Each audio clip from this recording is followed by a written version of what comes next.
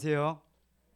예, 예배는 여러 번 왔지만 이렇게 강단에 처음 서게 되었습니다.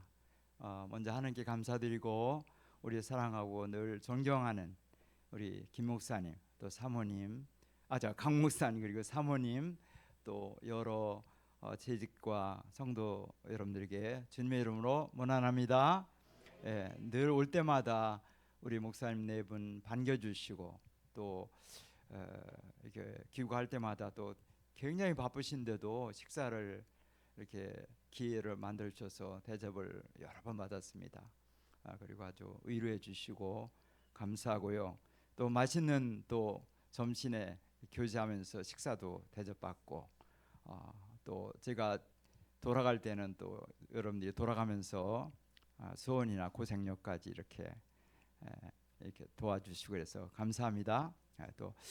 또 감사한 것은 저희 처가 이 영광교를 올 때마다 은혜를 많이 받았어요. 지금도 받고 있고 제가 출석하지 않을 때 저에게 늘 그런 얘기를 했어요. 영광교회 가면 마음이 평안하고 은혜를 많이 받는다. 우리 김 집사님이 인도하는 그 경배와 찬양, 또 목사님의 말씀과 또 교회 여러 가지 하나님의 움직임에 대해서 은혜를 많이 받는다고 할 때 제가 대만에서 마음이 굉장히 평안했고 기뻤습니다. 그래서 영광교회와 이렇게 귀한 연결해서 하나님의 일을 이루는데 감사하고 또 여러분들이 늘 기도해 주시고 또 선교비도 보내주시고 또 올 때마다 반겨 주셔서 감사합니다. 저는 지금 선교사 같지도 않아요. 한국에 너무 자주 와가지고 그런데 한국에 와서 또 가정을 돌보는 것도 선교사의 일이니까요. 그것도 의미 있다고 생각합니다. 감사합니다. 오늘 제가 무슨 말씀을 드릴까 하다가 첫 번째는 하나님께 감사하고 또 교회에 감사한 얘기를 하고 두 번째는 제가 선교사 부름을 받아서 어떻게 나가는지 지금까지 뭘 해왔는지 또 지금 앞으로 뭘 할 것인지 간략하게 말씀드리고 세 번째 단계로 오늘 본문을 근거로 해서 오늘은 하나님이 저를 통해서 여러분들을 많이 축복해 달라고 그런 제가 이렇게 사인을 받았거든요. 세 번째는 오늘 말씀 가지고 이렇게 여러분들 교회를 축복하는 그런 저 말씀을 드리고 마치겠습니다. 감사의 부분은 제가 끝냈어요. 만족하십니까? 두 번째는 제가 선교사 부름을 받은 과정과 지금까지 일들을 아주 간략하게 소개해드리겠습니다. 제가 1983년도에 하나님의 부름을 받았어요. 그때 이제 공주 제일감리교 새벽기도를 끝나고 개인 기도할 때 예레미야 1장 4절로 10절 말씀, 내가 너를 복중에 지키기 전에 너를 알았고, 이 말씀 있죠. 그리고 내가 너를 열방의 선자로 세웠고 내가 너를 누구에게 보내 너는 가며 내가 주는 말을 그대로 전하라. 뭐 이런 등등의 말씀. 그다음 이제 두 번째 말씀이 이사야서 43장 1절로 3절. 내가 너를 지명하여 불렀고 내가 불 가운데 지날 때 또 물 가운데 지날 때 너와 함께하리라. 제가 이제 선교사 생활을 지금 37년째 들어가거든요. 올해 4월 5일이 37년째 들어가는 해입니다. 근데 오늘 말씀을 이거 보면서 하나님이 이렇게 역사해 오셨다. 또 이런 기회를 통해서 제가 또 회고화되면서 또 감사의 조건이 더 증가되는 것을 알게 되었습니다. 그래서 1986년도에 모건대학교 신학대학원에 들어갔고요. 그래서 이제 그 다음에 또 2년 뒤에 목회할 기회가 있어서 지금은 없어졌는데 공주에 가면 공주 결핵병원 안에 신생교회라고 결핵 환자를 위한 교회가 있었습니다. 지금은 없어졌어요. 거기에서 목회를 하면서 서울로 와서 선교사 훈련을 받았습니다. 그리고서 1989년도에 88년도 올림픽이 있는 해에 대만에 답사를 갔어요. 그래서 거기가 선교 지역이 맞는지를 확인하러 갔죠. 그 다음에 이제 1989년 4월 5일 식목일 날에 대만으로 갔고요. 89년 12월에 저는 이제 감리교 소속이니까 감리교단이니까 감리교 교단에서 저를 대만 선교사로 정식 선교사로 파송을 해주었습니다. 그래서 저는 가자마자 대만에도 이 감리교단이 있거든요. 거기에 들어가가지고 제가 거기에서 13년을 있었는데 13년 아니야 17년 정도 있었는데요. 거기에서 제가 주로 한 것은 교회 그 돕는 일, 이게 목양을 하는 게 강 목사님처럼 목양을 하는 일이었습니다. 그래서 제가 1년간 중고를 배우고 마조라는 섬에 가서 약 3년 정도 거기서 있었습니다. 그리고서 1996년 결혼을 하게 됐어요. 지금 저요 강연순. 그때 당시 이제 필리핀 선교사로 가서 9개월 동안 영어를 이제 배우고 있는 그런 실습생이었는데요. 그때 이제 하나님의 은혜로 이렇게 연합을 하게 되어서 결혼한 다음에 마조 섬에서 육지로 들어왔죠. 대만도 섬이지만 또 섬이 또 있습니다.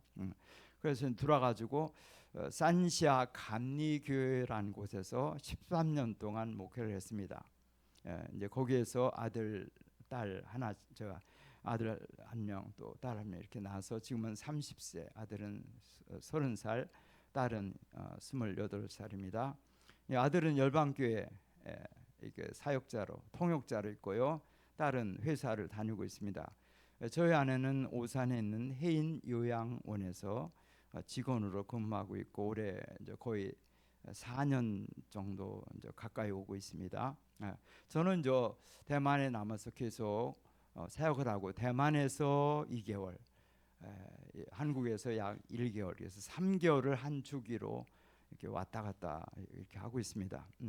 그리고 2009년에는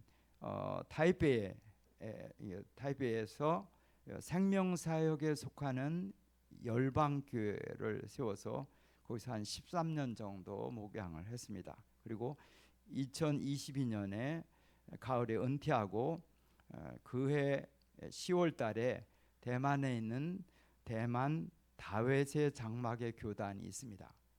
교단이 뭐 크진 않는데 여기에 소속이 되어서 지금은 저희 직분은 그 대만 장막교회의 다회 장막교회의 협력 목사 또는 협력 선교사로 있고요. 그 교단 안에 신학교가 있어요. 새물결 신학교가 있는데 거기에서 이제 강의를 하고 있는 이제 교수 역할, 선생님 역할을 하고 있는 그런 상황입니다. 그래서 대만에서 지금까지 37년 동안 한 일은 주로 현지인을 향한 목양. 대만 감리교에서는 두 지역이 중심이었고 마조하고 또 산시아라는 두 지역이었고 생명사역으로 따진다면 대북 열방교회에서 개청 및 또 목양을 했습니다. 그 앞으로도 저의 사역은 대동소이할 것 같아요. 지금 하는 그런 일들 하고 대만에 있으면서 해외로 나간 것은 중국에 한번 갔다 왔고요. 그다음에 미얀마를 제가 한 3년을 연속해서 대만 감리교회 소속으로 파송을 받아서 또 강의를 하고 왔습니다.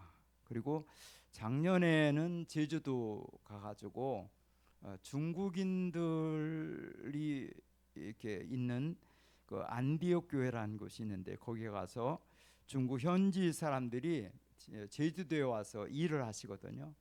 그리고 밤에 예배를 드리는데 그분들 중에 주님의 그 말씀을 가지고 돌아가서 사역할 사람들을 모아가지고 신학 수업을 하는데 제가 이제 일주일 동안 같이 우리 신학 원장님하고 같이 이렇게 강의를 한 적도 있습니다. 이제 다시 이제 제가 사역지가 다른 곳으로 가는 것은 언제냐면은 5월 이제 이달 26일부터 6월 3일까지 말레이시아를 가서 현지 사람들 그 말레이시아 중국어를 하는 그런 지역에 가서 단기 선교를 해요. 설교도 하고 또 그곳에 한국처럼 이렇게 양론이 이렇게 요양원이 많다고 합니다.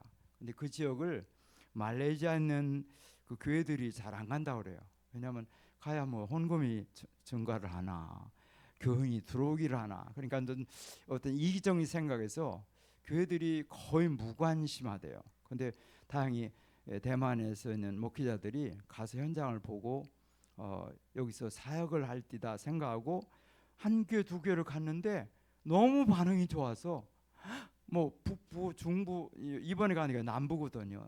남부가 이렇게 초기 단계 아니 안 가본 이제 처음으로 가는 지역인데 이렇게 막 말레이시아 전체가 다 원하는 거예요. 이제 가서 하는 것은 뭐 단순하죠. 이렇게 뭐 이렇게 복음 전하고 또 율동도 하고 또 필요하면 안수기도도 하고 뭐 위로하고 또 선물 보내주고 뭐 한국에서 하는 거나 비슷한데 그러나 성령의 그 역사가 굉장히 강렬해요. 그래가지고 갔던 뒤도 또 오라고 요청이 오고 또 그 소문을 듣고 이제 오늘 이제 말씀에 소문 좋은 소문이 나잖아요. 소문을 듣고 막 각지에서 어떻게 알고 연락을 해서 다음에 오실 때 꼭 우리 교회 우리 양론을 꼭 이렇게 해달라고. 그래서 갔던 지역에서는 그 노인들이 기억하고 왜 안 오냐고. 그래서 이제 몇 달 만에 가면 막 울면서 너무 고맙다고. 이렇게 막 성령 역사가 일어나요. 이제 이분들이 17번을 갔다 왔는데 저는 이제 이번에 성가거든요. 성가하는데 하나님의 섭리가 있는 것 같아요. 그래서 여러분들이 꼭 기도해 달라는 의미로 제가 말씀을 드렸습니다. 제 사역이 원래는 이제 목양지만 주로 이제 선한 그 영향력을 미쳤는데 이제 은퇴하고 나서는 교단적으로 뭐 몇 교회는 안 되지만 또 그 교단 외에도 우리가 화교 선교회라는 게 있는데 그 교회 내에서 요청을 받아서 이제 거의 매주일마다 다른 교회에 가가지고 주일날 강단에 서서 설교하고 또 오후에 또 뭐 지도가 필요하면 양육도 하고 그런 일을 계속 하고 있습니다. 한국 올 때는 스케줄을 이제 이렇게 맞춰서 이제 비워놓고 대만 들어가면 거의 매주일마다 이렇게 순회하면서 그래서 저는 이제 바울처럼 순회 선교자, 순회 선교자로 그렇게 있습니다. 오케이. 뭐 대략적으로 그렇게 말씀을 드린 것 같고요. 아까 중보에 대한 우리 강기도 목사님이 중보에 대한 말씀을 하셨잖아요. 근데 그래서 이제 그거에 대해서 한 가지만 소개하겠어요.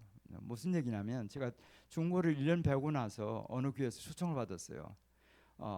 근데 1년 배운 중고 가지고 설교를 할 수 있겠어요, 여러분들?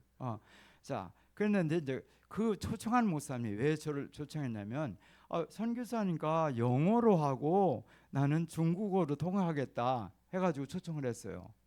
올라갔는데 제가 연습할 때 영어로 하는 게 아니라 중국어를 한단 말이에요. 근데 1년 배운 중국어 가지고 뭘 되겠어요? 근데 그날따라 왜 강목사님 때문에 생각이 나면 목이 꽉 쉬어버린 거예요. 이 중국어는 한국어하고 달라서 이렇게 성조가 있습니다. 최소한 4가지의 그 음이 있어요.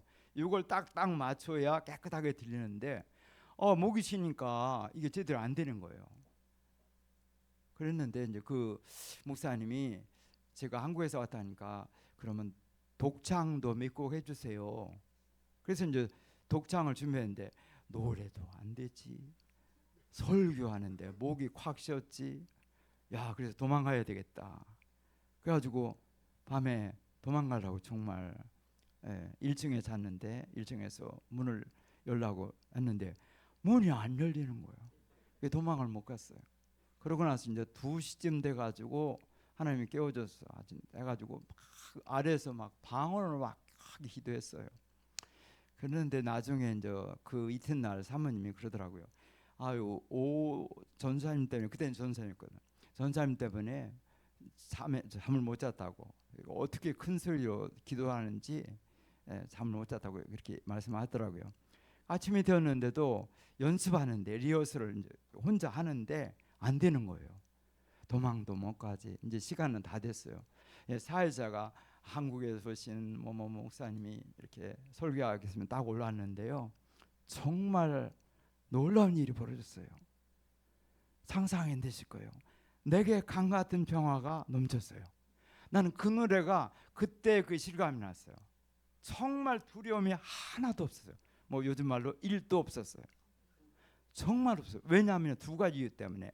하나는 어떤 그 야구장 같은 몇만 명이 모이는 야구장 같은 곳이 있었는데 그곳에서 온 사람들이 야구를 보고 온 게 아니라 나를 위해서 중보하는 사람이래요.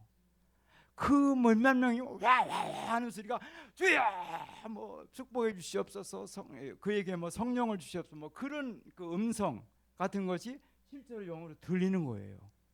두 번째는 내가 여기 온 것은 내가 선정해서 온 게 아니다. 하나님이 보냈다. 물론 목사님이 잘못 판단해가지고 영어로 할 줄 알고 했는데 1년 받은 중국아주 더군다나 타이베이 같은 대도시에서 어떻게 설교를 가능한가? 그렇지만 어쨌든 그렇게 뭐 과정은 그렇지만 그러나 어쨌든 간에 섰다는 것은 내가 선 것이 아니잖아요. 아멘. 그래가지고 그러니까 하나님이 보냈고 하나님이 세웠으니까 나는 입만 벌리면 하나 안 된다. 입만 벌리면 하나님이 움직일 거다. 물론 하다 뭐 버벅거리고 발음도 틀리고 늦게 말하고 그러니까 답답하니까 이를테면 식사했습니다 이렇게 다가 너무 늦으니까 그렇게 해서 이렇게 연결을 해주는 거예요. 그래가지고 조는 사람이 한 명도 없었어요. 마치 여러분들처럼. 정말이에요. 좋은 사람이 합니다. 오히려 이렇게 집중이 됐어요. 도와주느라고. 도와주나. 그래가지고 끝났는데 목사님하고 사모님이 너무 좋아하는 거예요. 원래는 막 이렇게 우울했어요. 큰일 났네. 성들에게는 영어로 한다고 해놨는데 1년 배운 중국 가지고 한다니까 성들이 뭐라고 할까. 또 죽을 쓰면 또 사람들이 얼마나 또 실망을 할까 그런 생각에서 우울한 표정을 지었거든요. 근데 끝나고 나는데 와 달덩이 같아요. 그러면 너무 고맙다고 오늘 너무 은혜가 됐다고. 그때 시편 22편 3절 주는 거룩하시니 뭐 그 있잖아요. 이게 뭐지? 중말만 생각나네. 그 찬양 중에 임하신다 뭐 그런 말씀 있잖아요. 그걸 이제 찬양의 의미에 대해 얘기했는데 여하튼 좋아해가지고 그 교회는 저녁 예배가 없더라고요. 대만은 저녁 예배 있는 데가 있고 없는 데가 있는데 그때 당시 없어가지고 그분이 그러는 거예요. 한국이 교회가 부흥한다니까 저녁에도 이 성도들은 모여줄 테니까 다시 한번 설교하라는 거예요. 와 그때는 중국어 선생님도 없고 이거 연습해야 되는데 어떡하나. 그런데 다시 하나님께 기도했죠. 하나님 제사 잊었습니다. 도와주세요. 그래가지고 그것도 했습니다. 뭐 한국교회 부흥 상황에 대해서 간단하게 이제 말씀을 드렸죠. 그래서 이제 그때 제가 느낀 것은 뭐냐? 그때 중보한 사람 저 한 명도 기억 안 나요. 누군지 모르죠. 3만 명이 몇몇 명이 된다고 하니까. 근데 중요한 건 뭐냐면 하나님의 종이 역사할 때는 성령이 어느 사람을 감동하든지 감동한다는 거예요. 그분들을 통해서 그 종을 통해서 역사한다는 거예요.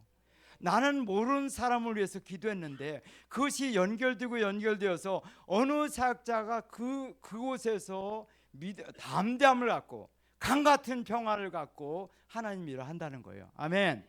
여러분들도 많은 사람들을 중보하잖아요. 그런 거 다 헛된 거 없습니다. 반드시 거두게 됩니다. 거두리도다. 거두리다. 그런 거죠. 요거 한 가지 말씀드릴게요. 뭐 많은 얘기들이 있죠. 뭐 이렇게 건강하지 않았다가 이제 건강을 잃었다가 회복된 것도 있고 여러 가지가 있는데 우리 강 목사님이 그런 말씀을 하면서 저도 비슷한 그런 어떤 간증거리가 있어서 소개를 해드렸습니다. 자, 나머지 뭐 혹시 필요한 내용이 있으면 나중에 제가 말씀드리기로 하고 오늘 주요한 내용은 오늘 말씀을 가지고 여러분들을 축복하는 이 교회를 축복하는 겁니다. 아멘.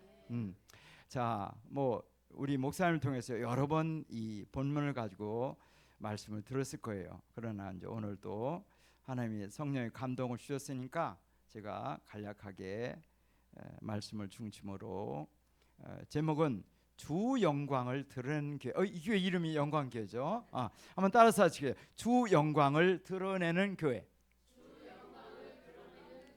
제목 마음에 듭니까? 마음에 들죠? 교회 이름하고 똑같습니다. 자, 성경을 보면은 소문이 좋은 교회가 있고 소문이 좀 안 좋은 교회가 있습니다. 여러분들이 기억하실 때 소문이 좋은 교회는 어느 교회예요? 예. 성경에 아직 안 나와 있죠? 성경에 나온 교회. 자, 그런 믿음을 선포하는 것도 좋은 거죠. 예, 맞습니다. 영광교회 참 좋습니다. 여러 가지 좋은 점이 있습니다. 맞습니다. 얘기했은 범위를 성경에 있는 교회. 예루살렘 교회 좋죠. 안디옥 교회 어때요? 좋죠. 또 빌립보 교회 어때요? 참 좋은 간증을 갖고 있죠. 그다음에 데살로니가 교회, 또 성경에 나오는 계시록에 나오는 서머나 교회, 그리고 빌라델피아 교회. 소문이 안 좋은 교회는 기억나는 데 있어요? 고린도 교회, 그리고 갈라디아 지역에 있는 여러 교회들이 안 좋았어요. 자, 완벽하고 완전한 교회는 주님이 오시는 날까지 이 땅에 존재할 수가 없습니다. 그러나 그렇게 불완전할지라도 그렇게 연약함 중에 하나님을 의지하고 하나님만 바라보고 하나님만 경배하고 사랑하고 끝까지 충성하는 교회는 하나님이 그 교회를 높여주십니다. 반드시 높여주십니다. 이 데살로니가 교회가 그 중에 하나인 거예요. 하나님의 의지는 나를 존중한 자는 나도 그를 존중하겠다. 그것이 성경의 전반적인 진리입니다. 자, 바울과 이 데살로니가 교회와의 관계는 어떤가요? 자, 제2차 세계 선교를 나가서 빌립보 교회에 개척을 하고 나서 데살로니가로 지역을 옮겼습니다. 근데 이 지역에서도 빌립보 지역에서처럼 핍박이 엄청났어요. 그 핍박 중에 3주예요. 몇 달이 아니에요. 딱 3주. 3주면 며칠이에요? 20여일밖에 안 되죠. 3주일 동안 양육을 했어요. 그리고 나서 전도할 때도 어려웠지만 나중에 그 유대인들이 같은 동포, 바울이 유대인이잖아요. 동포들이 그 지역의 깡패를 동원해서 바울의 선교 활동을 아주 대대적으로 막았습니다. 그리고 심지어 죽이려고까지 하기 때문에 그 성도들이 위험을 피하라고 해가지고 거의 도망가다시피 해가지고 베레아를 거쳐서 고린도 지역으로 선교를 갔습니다. 그때 당시 개척을 같이 도왔던 사람이 바울, 실로아누가 신라입니다. 그 다음에 디모데, 3명이 주요 팀원이었습니다. 그래서 이제 바울, 신라는 세 명이 이제 가다가 고린도 일단 갔어요. 가고 나서 3주 동안 이렇게 양육하고 떠난 성도들이 과연 제대로 살아남을까 걱정이 됐어요. 그렇잖아요. 몇 년을 양육해도 어려운데 3주만 양육해가지고 어떻게 교회가 설 수 있겠어요? 그러니까 너무나 걱정이 돼가지고 바울이 결정을 내립니다. 자, 디모데야, 네가 다시 가서 한번 봐라. 가서 좀 위로하고 교회를 좀 견고하게 세워봐. 또 내가 가르쳐준 그 양육의 내용을 계속 묵상하고 적용하고 그러면서 해보라고. 그래가지고 이제 디모데가 돌아갔어요. 디모데 걱정을 많이 했죠. 3주일 동안 양육인데, 근데 그 기간이 반년이 안 된다는 거죠. 3주 동안 양육하고 그 이제 바울이 가보라고 한 그때가 그 기간이 반년이 안 된다는 거예요. 길어요, 짧아요? 엄청나게 짧죠. 그런데 가봤더니 놀라운 일이 발생했어요.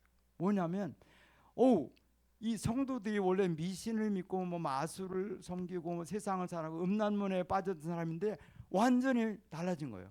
거룩해지고 주님을 열심히 섬기고 믿음이 생기고 소망이 생기고 사랑이 생기고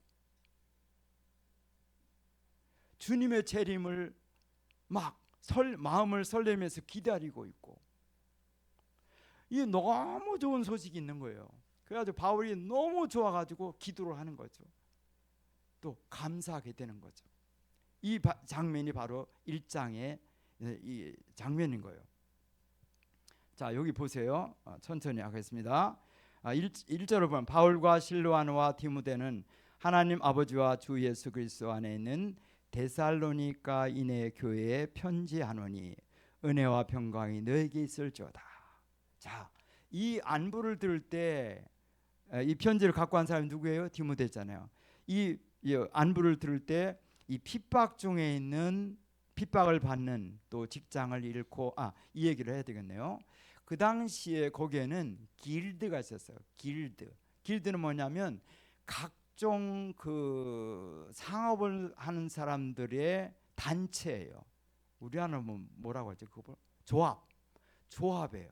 근데 이 조합은 각자의 그 조합마다 수호신이 있어가지고 그 사람들이 그 거래를 할 때마다 전에 꼭 공동으로 그 우상에게 절을 해야 돼요. 그것이 아주 습관화되어 있고 반드시 참여해야 됩니다. 그런데 주님을 믿는 사람은 그걸 할 수가 없잖아요. 그러니까 거기를 나가는 순간 사회적으로는 매장을 당해요. 영업을 할 수가 없어요. 그 지역에서는 이를테면 이발소다, 또 뭐 도자기를 만든다 하면은 그 조합에 껴야만, 회원이 돼야만 여러 가지가 유익이 있는데, 거기를 떠난 순간 그 지역에서는 그걸 할 수가 없고, 다른 소규모의 그런 어떤 기회를 통해서 수입을 유지하거나 거래 관계를 유지할 수가 있는 거죠. 사회적으로 매장을 당하지, 직장을 잃게 되지. 그래가지고 주님을 믿는다고 감히 말할 수가 없습니다. 그런데 바울이 3주 동안 양교한 이 사람들은 주님이 나의 생명의 주인이다, 내 재산의 주인이다, 나의 미래의 주인이고 나의 가정의 주인이라는 것을 확실히 믿고, 그런 그 혜택들을 다 버리고 핍박을 받고 해도 주님을 선택했어요. 돌아가지 않았어요. 뒤돌아보지 않겠네. 아멘. 그 사람들이 그랬단 말이죠. 그랬어요. 자, 이렇게 핍박 중에 있고, 뭐 심지어는 감옥 간 사람도 있고 뭐 이런데, 그런 중에 사도가 자기를 양육했던 영적인 지도자가 은혜와 평강이 너에게 있을지어다. 이것은 물론 당시에 그 편지에 그냥 문안하는 어떤 예절의 어떤 구절이라고 볼 수 있지만, 그렇게 해석하면 안 돼요. 왜냐하면 은혜와 평강이 너에게 있을지어다 라는 이 축복의 행위는 누가 가르친 거예요? 예수님이 가르쳤어요. 아멘. 예수님이 너희들이 누구를 만나든지 간에 평안을 빌어줘라, 또 은혜를 끼치는 자가 되어라. 이건 바울이 발명한 게 아니에요. 그러므로 이 영광교회는 앞으로 누구를 만나든지, 믿는 사람끼리든지 안 믿는 사람일지라도 그들에게 은혜와 평강이 너에게 있을지어다. 말로도 할 수 있지만 마음으로 할 수 있잖아요. 또 잘못하면 미친놈이라고 할 거니까. 그러니까 우리는 마음으로 할 수 있어요. 식당에 가서도 은혜와 평강이 너에게 있을지어다. 자, 효과는 어떻게 돼요? 예수님이 그랬잖아요. 그 평안이 받을 만한 사람에게는 가지만, 만약 그 사람이 자격이 없으면 그 평안이 다시 온다. 그럼 나는 2배의 평안을, 2배의 은혜를 받게 되는 거예요. 할렐루야. 이 교회는 어디를 가든지 평안과 또 은혜를 선포하고 또 그들에게 쏟아주는 그런 은혜의 통로, 평안의 통로가 되시기를 주님으로 축복합니다. 내가 말씀드렸어요. 오늘은 축복의 날이라고. 여러분들이 입을 벌리고 아멘, 아멘 하시면 되는 거예요. 자, 은혜가 뭐예요? 긍휼을 받을 자격이 없는 자에게 주신 하나님의 선물. 선물은 대가가 없습니다. 그냥 주는 거예요. 은혜 위에 은혜. 모든 것이 당연한 것 없고 모든 것이 은혜로다. 평강은 뭐예요? 은혜, 그러니까 구원을 받은 자에게 주시는 하나님의 은혜예요. 하나님의 주시는 기쁨. 자유 뭐 이런 걸 얘기한 거죠. 평안의 그 샬롬이라는 내용은 여러 가지 그 풍부한 내용이 있습니다. 하나님과의 화목으로 인한 기쁨, 사랑과의 화목으로 인한 기쁨, 또 피조물과 나와의 관계 속에서 나오는 자유함과 기쁨, 풍성함, 또 건강, 번영, 이 평강 안에는 여러 가지 은혜가 있습니다. 몰라도 그냥 선포하세요. 성령은 역사하시니까. 우리가 다 알아서 뭐 성령이 역사하는 게 아니잖아요. 그냥 문자를 믿고 아멘하고 평강을 빕니다 하면 성령이 역사하시는 거예요. 우리는 입만 벌리고 하나님은 우리 입을 통해서 역사하시고, 그리고 모든 사람은 우리의 축복의 대상입니다. 이거 따라서 하시죠. 모든 사람은 우리의 축복의 대상입니다. 섬기는 대상입니다. 존중의 대상입니다.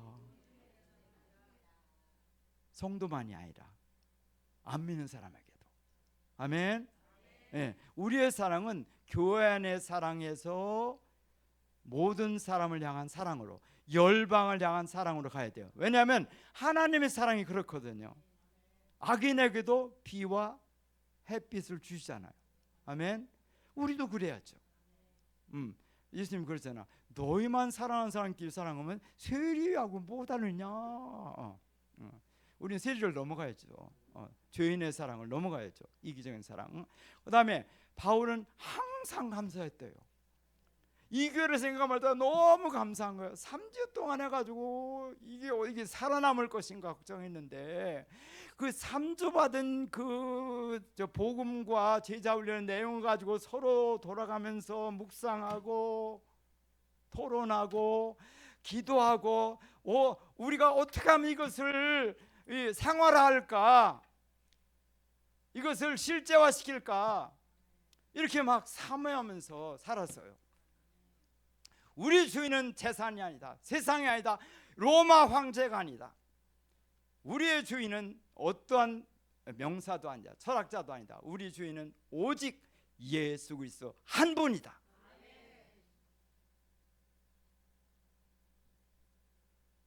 그러니까 감사하게 되죠. 또 항상 기도하게 되죠.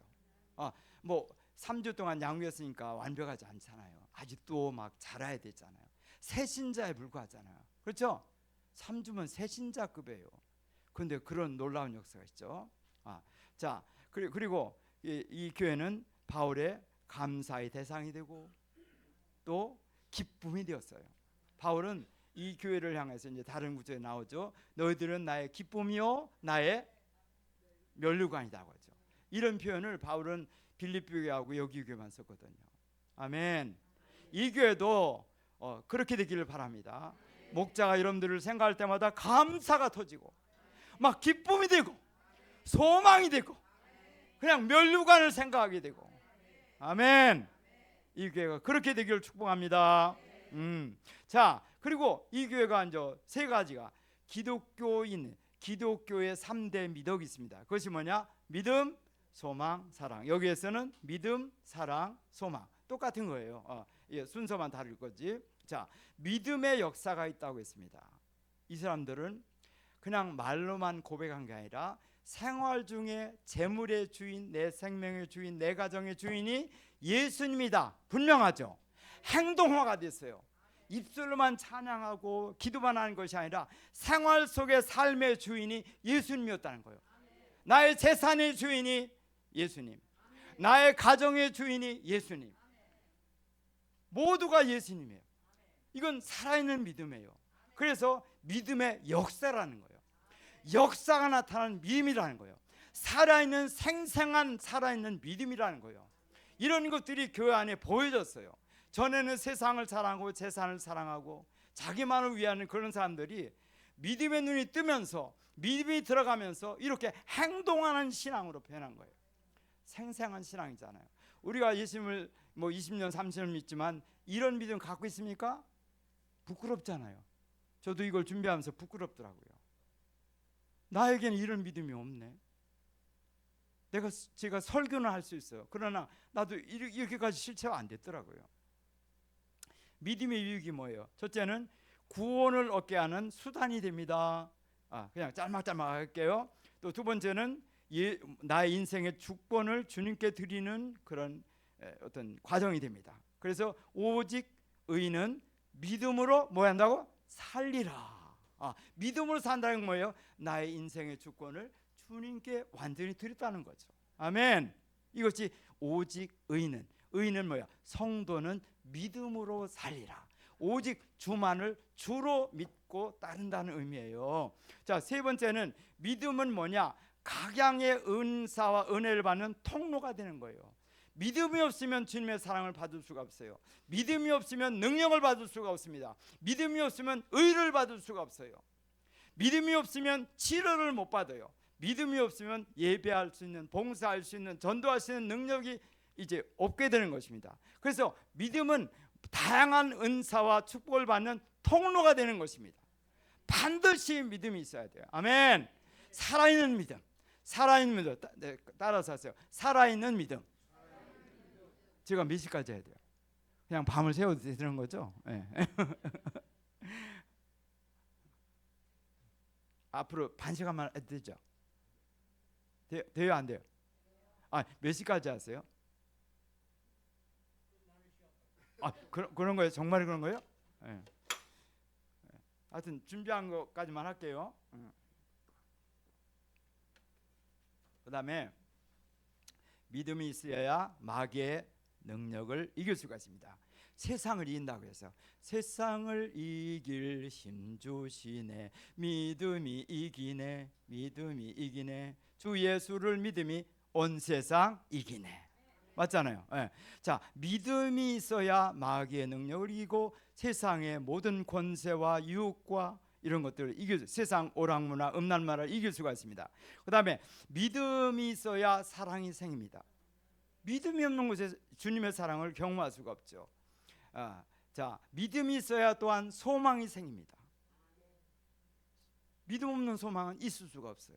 내가 믿어야 천국에 대한 소망이 생기고 미래에 대한 소망이 생기는 겁니다. 그러니까 믿음이 기초예요. 출입구와 같아요. 여기 출입구는 딱 하나밖에 없잖아요.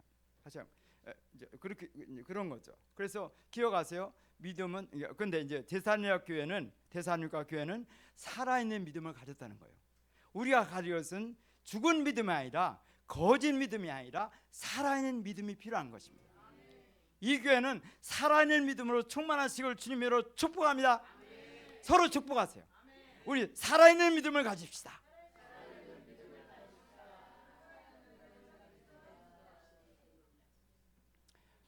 이걸 거꾸로 얘기하면 바울이가 디모데를 칭찬하면서 너의 외조모 누구예요? 로이스 엄마 유니게 너를 통해서 3대를 통해서 거짓 없는 믿음이 흐르고 있다. 이 거짓 없는 믿음이 바로 살아있는 믿음입니다. 아멘. 네, 참 부러운 가정이죠. 3대를 통해서 깨끗한 믿음, 순수한 믿음, 거짓 없는 믿음, 살아있는 믿음이 연속했다고 같다는 거예요. 우리의 모든 영광교회에 속한 모든 가정들이 이렇게 되기를 주님의 이름으로 축복합니다. 살아있는 믿음, 거짓 없는 믿음, 순전한 믿음, 주님이 기뻐하시는 믿음, 주님의 기쁨이 되는 그런 믿음, 그런 믿음이 이 교회에 흐르기를 원합니다.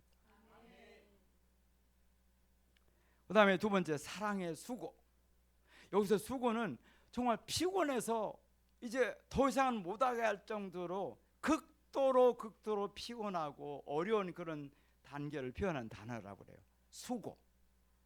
그걸 한국말 뭐라고 해야 되는지 모르겠어요. 하여튼 피곤해서 죽을 정도로, 정말 좀 젊은이 말대로 죽을 정도, 체력의 한계를 느낄 정도로 그렇게 수고하는 희생의 그 내용이 수고라는 단어인 것입니다. 즉 이 사랑은 뭐냐? 자기를 희생하여서 남의 필요를 채우는 그런 행위를 말하는 것입니다.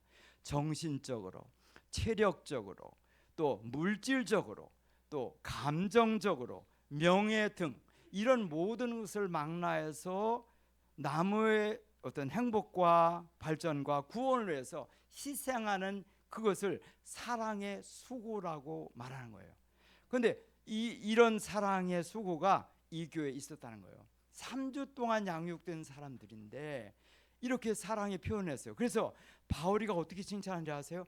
사랑에 관해서는 너희들에게 다시 권면할 것이 없다. 우와, 이럴 수가 있나? 권면해야 되지. 바울이 얘기가 그래요. 사랑을 너희들이 잘하고 있어. 너희들의 믿음의 분량 안에서는 너무 잘하고 있기 때문에 더 이상 사랑해 사랑해 이럴 필요가 없다는 거예요. 이 해석이 제 말씀에 아니요, 성경에 나와 있다고요. 또 믿음에 관한 것도 그래요. 믿음에 관한 것도 1장 8절에 믿음에 관해서는 너희들에게 다시 권면할 필요성이 없다. 뭐예요? 그 사람들의 믿음의 분량으로 볼 때는 너무나 잘하고 있기 때문에 더 믿어, 더 잘해야 돼, 더 확신해야 돼 이럴 필요가 없다는 거예요. 그 단계에 있어서는 만족한 거예요. 아멘. 이거 놀라운 칭찬이에요. 응? 위대한 바울이 믿음에 관해서는 너희들에게 할 말이 없다. 사랑에 관해서는 너희들에게 권면할 필요성을 느끼지 않는다. 이것은 엄청난 칭찬인 거예요. 이게 주님이 오셔서 여러분들을 바라볼 때 이제 이러한 정도까지 성장하시기를 주님으로 축복합니다. 그래요. 자, 그런데요. 소망 인내까지 하고 그걸 붙이겠어요. 소망의 인내. 이건 뭐냐면 주님의 재림에 관심이 많았어요. 우리 주님의 재림에 관심이 많은가요? 네, 아멘. 네, 예. 자, 주님의 재림에 대해서 관심이 많았어요. 그건 뭐냐면 주야로 정말 주님이 오시는 것을 기대했어요. 오늘 오실까? 내일 오실까? 지나가면 또 조금 있다 오실까?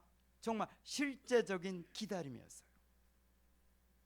재림에 대한 그 관심이 아주 굉장히 예민하게 극도로 그렇게 많았습니다. 많았어요. 자, 핍박 중에 가난 중에 성실하게 일했어요. 또 물론 소수가 일안하고 불안당처럼 남의 민폐를 끼치는 몇 명의 그 성도가 있었지만 대부분이 이 핍박과 가난 중에도 성실하게 일하고 교회를 이렇게 열심히 섬기고 인내하면서 주님의 오심을 기다렸어요. 재림에 대한 잘못된 그 생활의 태도는 뭐냐면 주님이 오시니까 우리가 모든 걸 내려놓고 어디 산이나 뭐 동굴로 들어가서 그냥 기도로만 주님의 오심을 기다리자. 이것은 완전히 비성경적인 재림관입니다. 정말 주님을 기대하고 재림을 고대하는 사람들은 자기가 맡은 일을 성실하게 하는 거예요. 그것이 장사이든 군인이든 공부한이든 건축이든 뭐 예능이든 뭐 체육활동이든 뭐든지 간에 주님이 주신 그 재량과 은혜, 기술 안에서 또 나라를 섬기고 또 직장을 섬기고 그렇게 성실하게 하는 것이 정말 주님의 재림을 기다리는 그 정확한 그런 생활 양식인 것을 믿으시기 바랍니다.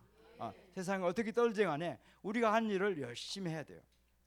이 가정의 책임, 또 직장의 책임, 자녀에 대한 책임, 사회에 대한 책임을 성실히 하는 것이 주님이 기뻐하시는 우리의 재림을 맞는 재림을 기대하는 태도가 되는 것을 분명히 믿으시기 바랍니다. 자, 이제 보세요. 이 믿음, 소망, 사랑이 어디에서 왔을까요? 첫 번째 주님으로 봤습니다. 주님의 믿음, 그다음에 주님의 사랑의 수고, 또 주님의 소망의 인내. 이것을 누가 배웠어요? 바울과 실라와 디모데가 배웠어요. 그것을 3주일 동안 목회하고 양육할 때 그 성도들에게 보이게 했어요. 쇼를 한 게 아니라 자연스럽게 봤어요. 이 사람들이 핍박을 받을 때 어떤 생각하고 있을까? 문제를 처리할 때 어떻게 하고 있을까? 우리를 양육할 때 어떤 태도로 하고 있을까? 이 사람들이 유익게 본 거예요. 이 사람들이 초신자잖아요. 여러분들 초신자 무섭게 알아야 돼요. 그 사람들 관찰력 예리합니다.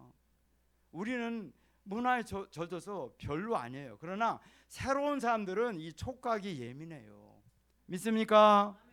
그러니까 이 사람들이 다 본 거예요. 예수 믿는 사람들이 어떤 사람인가, 예수님의 사도가 어떤 사람일까, 어떠한 판단을 하며 어려울 때 어떻게 하는가, 우리를 어떻게 이렇게 보호하고 사랑하고 목양하는가. 바울이 그러잖아. 우리는 너희에게 복음을 전할 때 그냥 복음이라는 그런 어떤 영적인 원리만 전달한 게 아니라 우리의 생명까지도 바쳤다. 이건 과정의 표현이 아니에요. 성경에 나와 있다고요. 그다음에 너희에게 나갈 때 이제 좀 이따 이제 배우는 문제 나올 때 다시 설명하겠습니다. 어쨌든 이 세 가지가, 첫 번째는 누가 하신 거예요? 예수님의 믿음, 살아있는 믿음, 예수님의 사랑의 수고, 생명까지 주신 사랑의 수고, 그다음에 소망, 끝까지 인내하면서 기다리는, 마치 탕자의 아버지처럼 기다리는, 오래 기다리시는, 또 하나님의 나라의 완성을 아주 오랫동안 기다리시는 소망의 인내, 하나님의 일은 반드시 이루어진다는 확신, 이런 것들이 바울과 실라와 디모데가 배웠고, 이 모습을 누가 배운 거예요? 데살로니가 성도들이 배운 거예요. 자, 이런 얘기를 들었던 그 다음에 그 지역에 있는 많은 교회와 목회자들이 또 배우기 시작한 거예요. 할렐루야. 믿음, 소망, 사랑이 확장되는 거예요. 선한 영향력이 막 퍼지는 거예요. 신나죠? 우리 그거 해볼까요? 복음을 심었습니다. 복음이 싹이 나네요. 복음이 자라납니다. 30배 맺었습니다. 그 다음에 2절이 60배, 그 다음에 3절이 100배. 들었어요? 안 들었어요? 아니, 주일학교를 어디 나오신 거예요? 이거 주일학교에서 배우는 건데 어디 달라에서 오셨나? 한번 해볼까요? 이거 어려운 거 아니에요? 복음을 심었습니다. 복음이 싹이 나네요. 복음이 싹이 나네. 복음이 자라납니다. 복음이 자라납니다. 몇 배? 30배 맺었습니다. 60배 하겠어요? 복음을 심었습니다. 빨리 하겠어요? 복음이 자라나네요.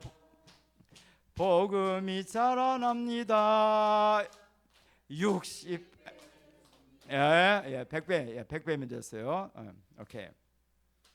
심어야 싹이 나고 열매를 거둔다는 거죠. 자, 그렇습니다. 참 귀한 거죠. 악의 역사도 전염을 하게 됩니다. 그러나 선의 역사도 전염이 되고 확장이 됩니다. 이 교회는 악의 역사는 소멸되고 걷어지고 어둠은 사라지고 빛의 역사가 드러나고 서의의 역사가 드러나고 선한 역사가 풍성하기를 주님으로 축복합니다. 선한 영향력, 말만 우리가 나가는 게 아니라 우리의 표정과 프란시스코 그 사람들이 밖에 가서 전도할 때 그랬다는 거 아니에요. 하루는 그 제자들 이끌고 거리에 나갔어요. 나갔는데 한마디도 안 하고 그냥 걷기만 하는 거예요. 그게 푸념을 하는 거예요. 왜 전도 안 해? 이상하다. 왜 우리 사부님의 전도를 안 할까? 돌아와서 다 입이가 나가지고 이제 검토에 이제 이렇게 오늘 더란 그런 얘기를 할 때 물었어요. 사부님 오늘 왜 입으로 전도를 안 해요? 보통 때는 하셨잖아요. 그랬더니 뭐라고 할까요? 뭐라고 할까요? 그냥 상상을 했어요. 추측해도 돼요. 아니에요. 그게 아니에요. 그냥 우리의 자연스러운 모습이 그대로 그들에게 영향을 미칠 수 있다는 걸 보여줍니다. 무언으로도 우리의 그냥 단순한 걸음을 통해서도 그 사람들에게 어떤 선한 역사를, 선한 영향력을 줄 수 있다는 거예요. 아멘. 물론 필요합니다. 반드시 쪽지를 돌리고 말을 해야 되고 권면을 해야 되죠. 그러나 더 중요한 게 있어요. 우리의 됨됨이, 우리의 우리의 존재, 하나님의 빛을 받은 존재, 하나님의 의를 받은 존재, 하나님의 기쁨을 받은 존재, 하나님의 거룩을 받은 존재가 그대로 걸어갈 때 마귀가 두려워하고 안 믿는 사람도 이상하다, 왜 저 사람들이 할 때 내가 시원하지, 왜 내가 기쁘지, 왜 내가 자유하지, 이러면 됐잖아요. 저도 좋아서 막 뛰어내려갔어요.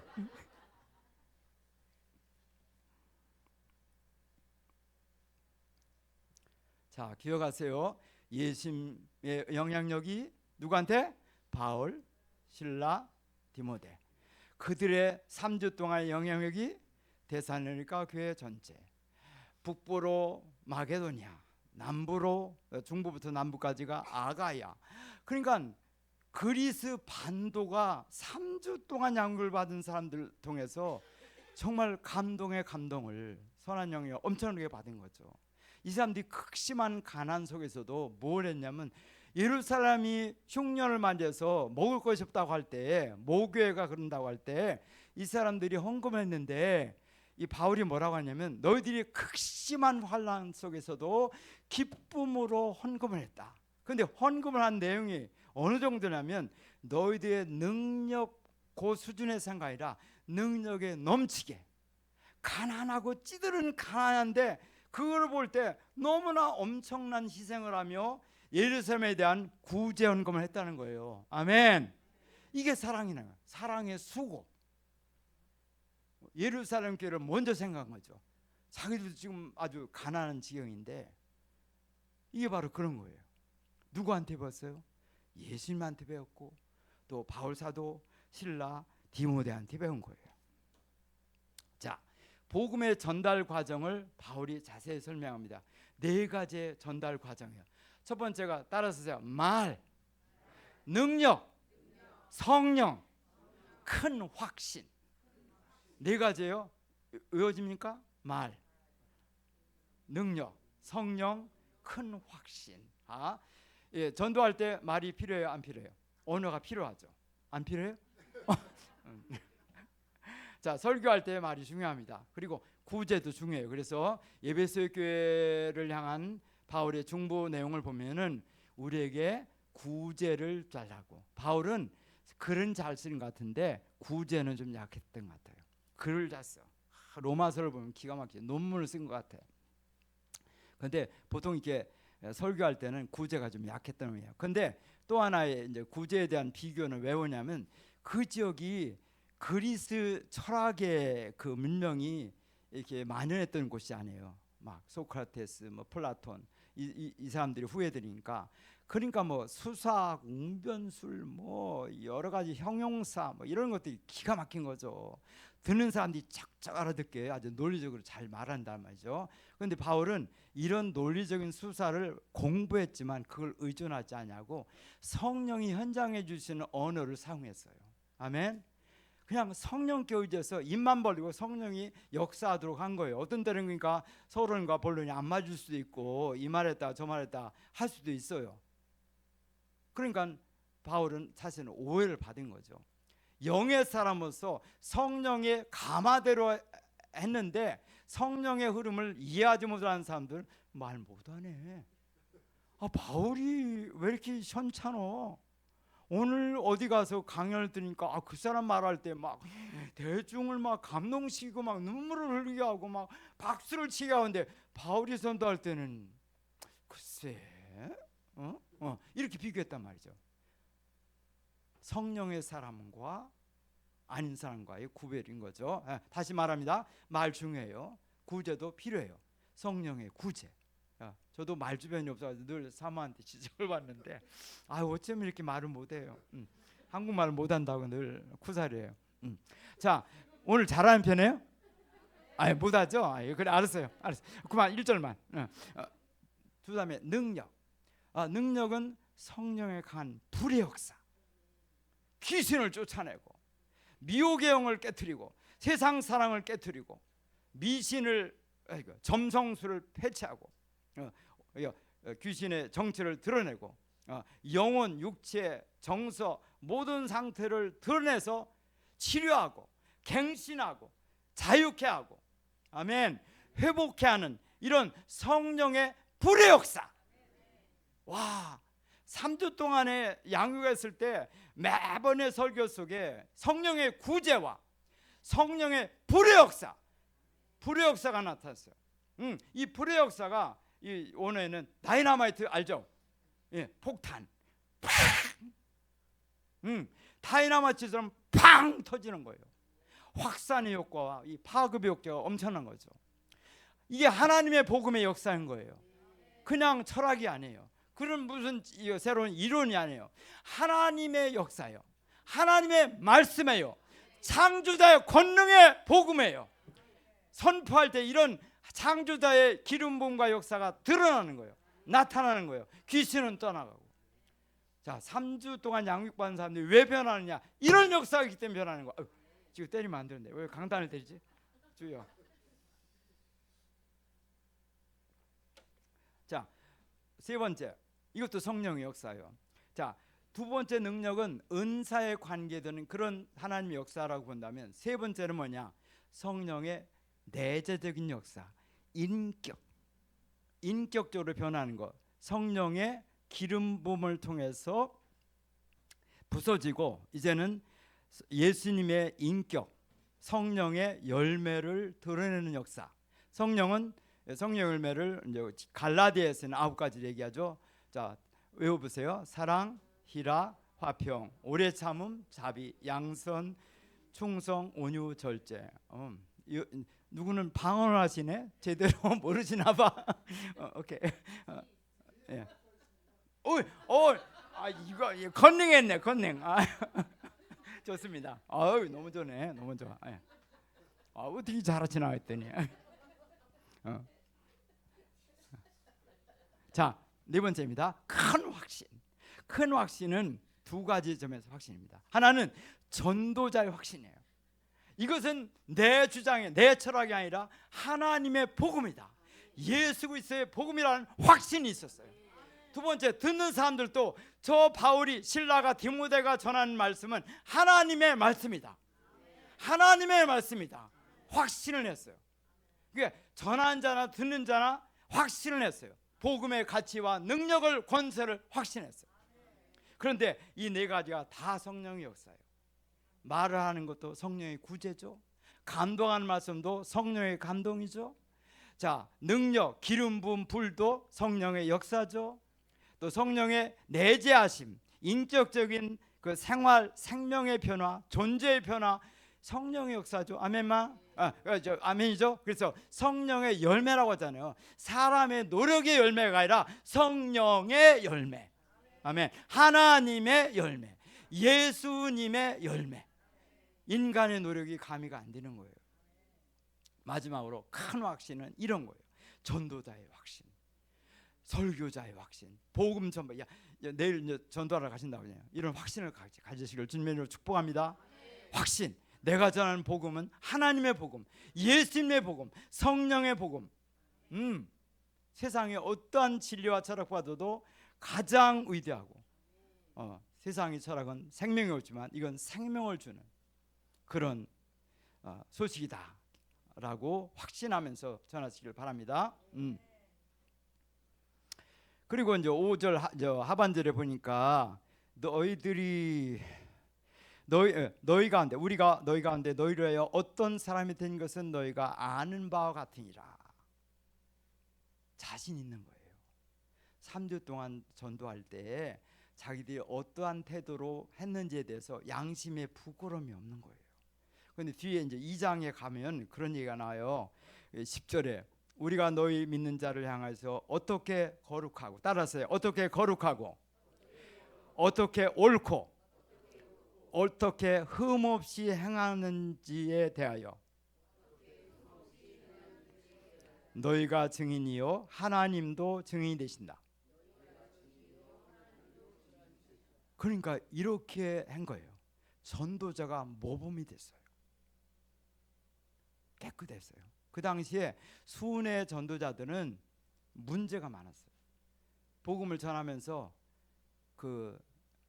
사례비 이런 걸 많이 요구하고, 또 인기를 많이 추구하고, 사람들의 박수를 많이 이렇게 기대하고, 또 복음에 살짝 사람의 구미와 흥미를 유발한 그런 예화나 그런 내용들을 가미해서 사람들이 듣기에 아주 혹 반할 정도로 해서 명강사, 박수 많이 받는 강사, 뭐 김상옥처럼 뭐 그런 그런 그것을 추구하는 사람들이 많았어요.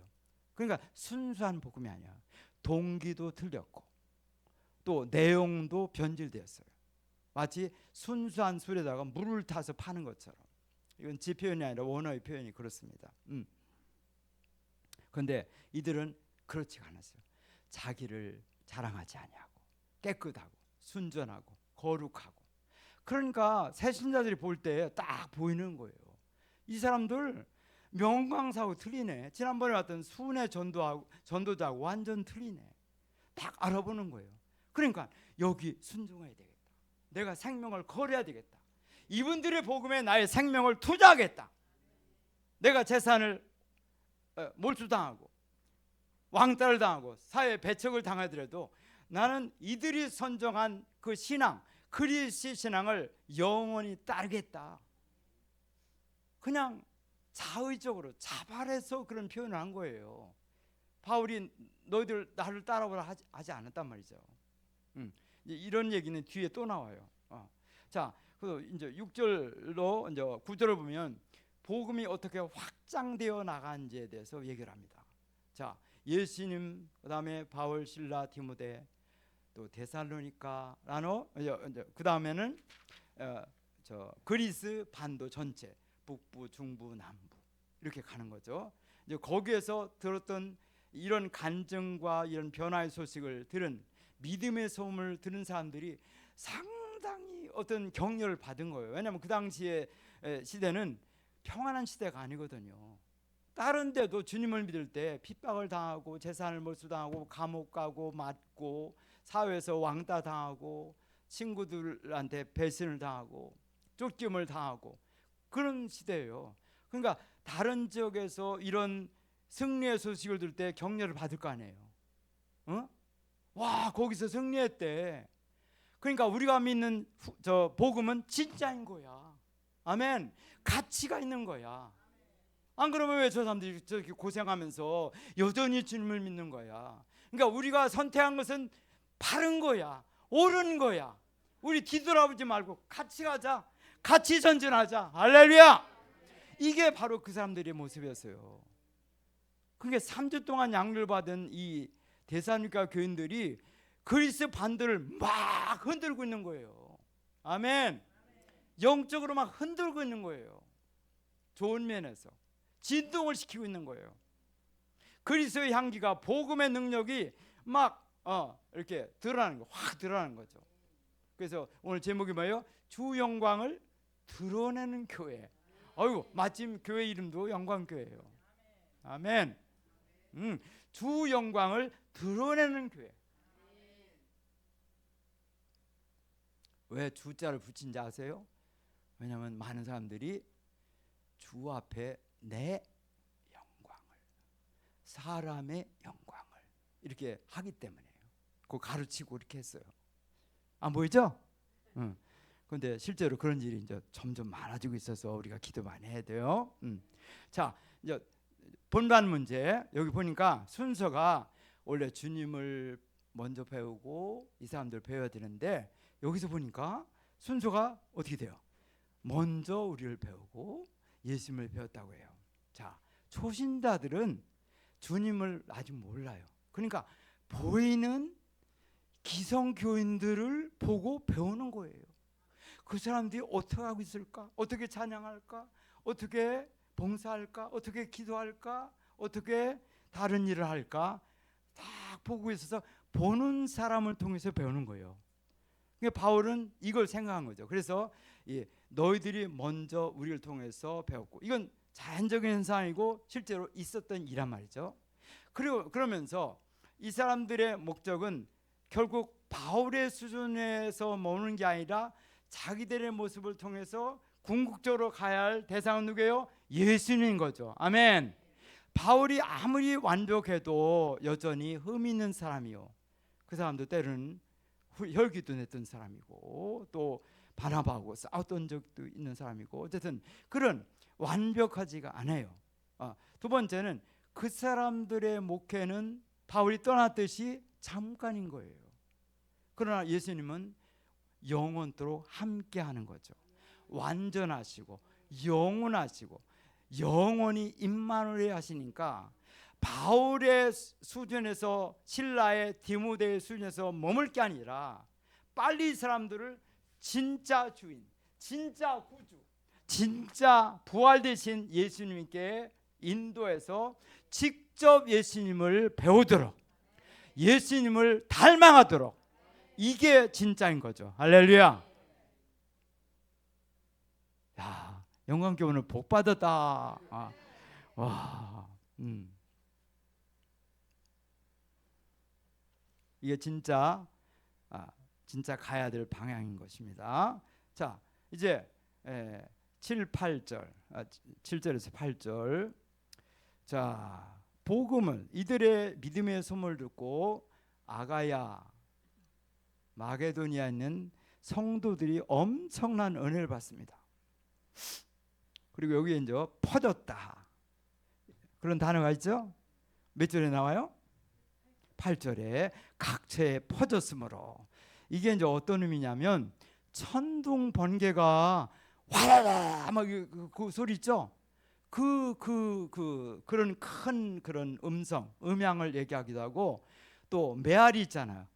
뭐 이게 골짜기 이런 데 하면은 야호 하면 야야야호 있잖아요. 예, 이를테면 영꽉꽉꽉 이렇게 이런 식으로 이게 이렇게 메아리, 좋은 그 골짜기의 그 어떤 메아리를 얘기하는 이 두 가지 의미가 있는 거예요. 어쨌든 좋은 영향력, 선한 영향력이 크게 퍼쳐나간다. 그냥 슬슬슬 뭐 어떻게 찔끔찔끔이 아니라 확실하게 확 확장되어 나가는 거예요. 아멘. 찬란한 그 퍼짐이죠. 강력한 복음이 데살로니가 교회 안에만 머문 게 아니라 그 소문을 들은 사람들이 그 정도의 그 깊이의 그런 복음을 또 경험하게 되는 거죠. 그래서 간증이 중요한 거예요. 아멘. 이 영광교회가 살아있는 간증이 더 넘치기를 축복합니다. 그래서 많은 사람들이 소문을 듣기를 원해요. 영광교회의 변화, 은혜와 평강을 빌어준다. 그 교회 갈 때마다 내가 느껴져. 목사님이 선포할 때 평강과 은혜가 지난주보다 더 많았어. 권사님이 할 때 느껴졌어. 집사님이 할 때, 심지어 새신자가 악수할 때도 와, 뭔가 치료받는 느낌, 위로받는 느낌, 존중받는 느낌이 있었어. 아멘. 이게 돼가는 교회예요. 하나님의 영광을 드러내는 교회가 되는 거예요. 마지막입니다. 58분밖에 안 됐네. 자, 그들의 생명의 변화는 세 가지의 내용이에요. 이게 이제 믿음의 그 역사하고 관계되는 거죠. 첫째는 우상을 버렸어요. 이 사람들은 우상 버리기 힘들었어요. 왜냐하면 우상을 버리자마자 재산이 문제가 생겨요. 직장에 문제가 생겨요. 친구 관계가 문제가 생겨요. 어디 가서, 왜냐하면 기독교는 몇 명 안 되잖아요. 자, 다른 사람은 다 불신자란 말이죠. 그런데도 우상을 용감하게 믿음으로 버리고 하나님만을 참 신으로 섬겼어요. 뒤에 보니까 하나님은 어떤 신앙을 믿어요? 살아있고 참되다. 아멘. 살아있고 참되다. 살아있으면서 나쁜 악신도 많죠. 이제 히랍 신화에 보면 그런 사람, 이제 그런 신들 많잖아요. 그러나 우리 하나님은 참되고 살아계시다. 아멘. 살아계시고 참되다. 아멘. 우리 하나님은 살아계시고 참되다. 우상은 죽어있다. 우상은 생명이 없다. 그러나 우리 하나님은 살아계시고 참되다. 이것이 이제 두 번째 그 사람들의 변화요. 이런 하나님을 믿고 경배하고 섬기는 거예요. 이런 하나님을 믿으니까 사랑의 수가 나오는 거예요. 믿음의 역사가 나오는 거예요. 재림에 대한 소망을 갖게 되는 거예요. 왜냐하면 살아있으니까. 그 사람들이 있는 것은 그냥 철학이 아니에요. 어떤 이론이 아니라 막연한 낙관이나 기대가 아니란 말이에요. 살아계신 참되신 영원하신 하나님을 믿고 경배하고 기도하고 의지하고 높여드리는 거죠. 살아있는 신앙 맞잖아요. 아멘. 세 번째, 주님이 부활하신다는 것을 확신했어요. 주님이 부활하셔서 다시 오셔가지고 우리의 눈물과 우리의 모든 고통을 씻어주신다. 그리고 우리를 하나님의 공의의 분노에서 완전히 건져주신다. 그런데 이건 중요해요. 왜냐하면 우리는 주님을 믿을 때 은혜를 너무 바라보다 보니까 하나님의 공의 역사가 얼마나 위험스럽고 어떤 때는 두렵기도 한 그런 역사에 대해서는 느낌조차도 없어요. 이를테면 이사야가 성전에 올라가서 화로다 나는 망했다 할 때 그 절망감, 하나님의 공의 앞에서 두려워해 본 적이 있는 사람, 그런 사람은 행복한 거죠. 그런데 제가 생각하기에는 이분들은 그것이 있었던 것 같아요. 분노에서 건져내실 때 예수님이 어떤 역할을 하셨는가에 대해서 그들은 확신을 갖고 있었어요. 우리는 마땅히 죽어야 되었었다. 죄와 허물로 죽어 있었고 공중의 권세 잡은 자를 따랐고 육신의 욕망대로 살았다. 하나님의 공의로 볼 때는 어떠한 이유로도 살아 있을 수 있거나 구원받을 수 있는 조건과 여건이 하나도 일도 없는 거죠. 그런데 우리 하나님이 예수님을 보내서 그 하나님의 공의의 분노에서 건지셨다는 거죠. 그런데 그것을 예수님을 믿고 결정할 때만 깨달은 게 아니라 은혜 받고 주님이 백성이 되고 난 다음에도 그 구원의 과정 속에 있는 하나님의 의미를 여전히 묵상하고 있었다는 거예요. 이거 굉장히 중요합니다. 왜냐하면 어떤 사람은 은혜 하면서 너무 적당히 살아요. 하나님의 공의적인 측면, 내가 진리 앞에 완전히 부복하고 하나님의 앞에서, 사랑의 하나님 앞에서만이 아니라 공의의 하나님 앞에서도 서서 경외의 마음을 진짜 가지고 내가 사는 것은 주님의 은혜라. 이제 같이 할까요? 이제껏 내가 산 것도 주님의 은혜라. 주님의 은혜라. 또 나를 장차 본향에 인도해 주시리. 인도해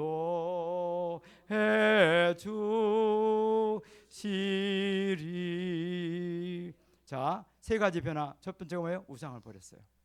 오늘 우리가 다시 점검해야 될 문제가 우리 안에 정말 일도 없는 우상이 전혀 없는 그런 상태가 되었는가? 하나님보다 더 귀여기고 더 많이 생각하고 더 추구하는 것은 없는가? 우리가 확인해야 되겠고, 우리는 정말 주님을 살아계시고 참되신 진실한 존재로 믿고 경배하고 섬기고 높여드리고 있는가? 또 재림에 대한 확신을 갖고 우리는 준비하고 있는 마음으로 사는가? 이걸 우리가 가져야 되겠죠. 이걸 우리가 체크하면서 또 변화될 것은 변화되겠죠. 하여튼 오늘 말씀을 통해서 말씀을 이렇게 간략하게 소개하면서 많은 축복을 여러분들에게 했습니다. 저의 축복이 아니라 성경 말씀이 이미 있는 것이에요. 새로운 거 하나도 없습니다. 그죠? 맞죠? 동의하세요? 예. 네. 제가 붙인 거 없잖아요. 그냥 말씀 그대로 해가지고 여러분들 축복했어요. 왜냐하면 이 말씀을 기록하신 것은 주님의 모든 교회가 이렇게 되기로 원하는, 주님을 믿은 지가 길든 짧든 이렇게 짧아도 복음의 역사는 여전히 나타나는 거예요. 이게 오래 믿는다고 더 잘 믿는 게 아니라는 거죠. 교만하지 말라는 거죠. 3주만 믿어도 새신자도 이런 역사를 나타낸다는 거예요. 그런데 30년 300년을 믿었으나 살아있지 못한 믿음, 게으른 모습, 또 재림에 대한 소망도 없는 사람은 뭐 그냥 믿은 연수만 기른 거지 어떤 그 생명의 역사, 주님의 영광을 드러낼 수 있는 기회가 또 횟수가 없는 거죠. 저도 부끄럽습니다. 그렇게 살지 못했기 때문에. 저도 이 말씀 앞에 또 섰습니다. 여러분도 그렇게 하시길 바랍니다. 네. 자, 많은 찬송을 하고 싶었어요. 근데 시간도 그렇고 그 중에 한 곡만 같이 하겠습니다. 뭘 할까? 그래요. 저와 늘 부르는 찬양이 있었는데 그거 하나만 하겠습니다. 그게 하나님 사랑은 이런 찬양인데 잠깐만요. 299장이네요. 299장. 하나님 사랑 안에서 모든 것이 해결됩니다. 참 이 가사가 너무 좋아서 저희들은 자주 불렀습니다.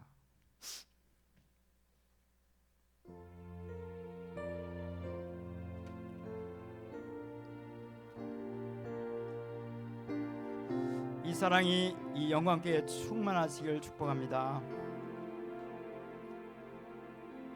하나님 사랑은 온전한 참 사랑 내 맘에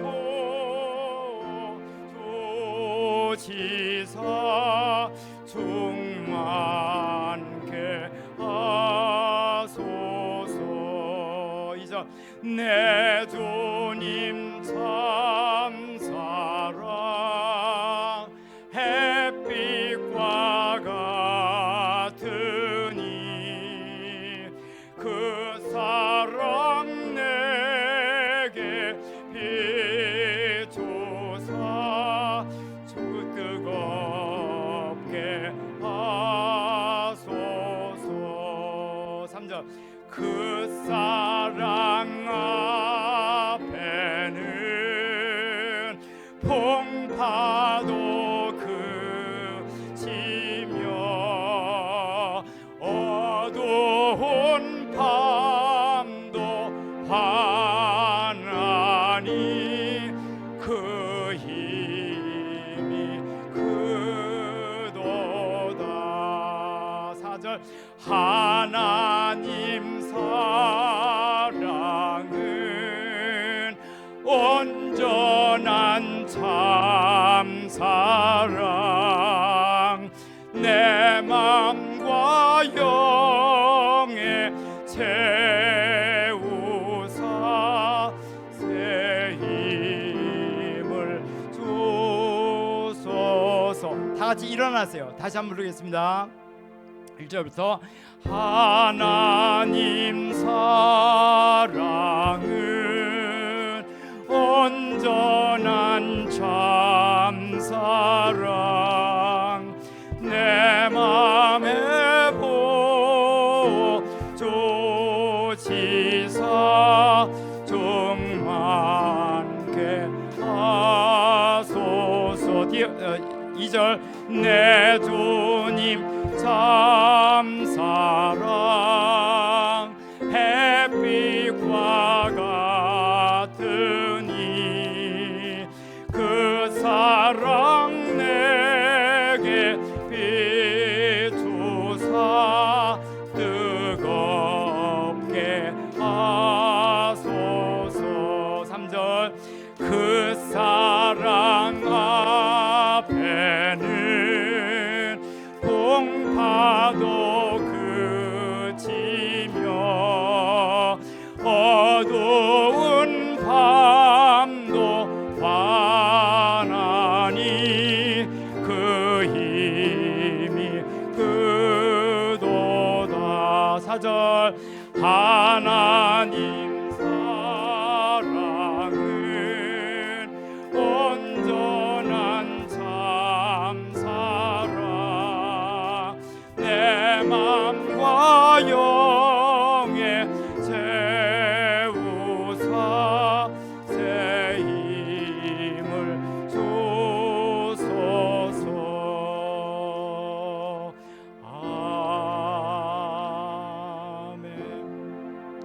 잠깐 기도하고 제 순서 마치겠습니다. 다 같이 기도하겠습니다.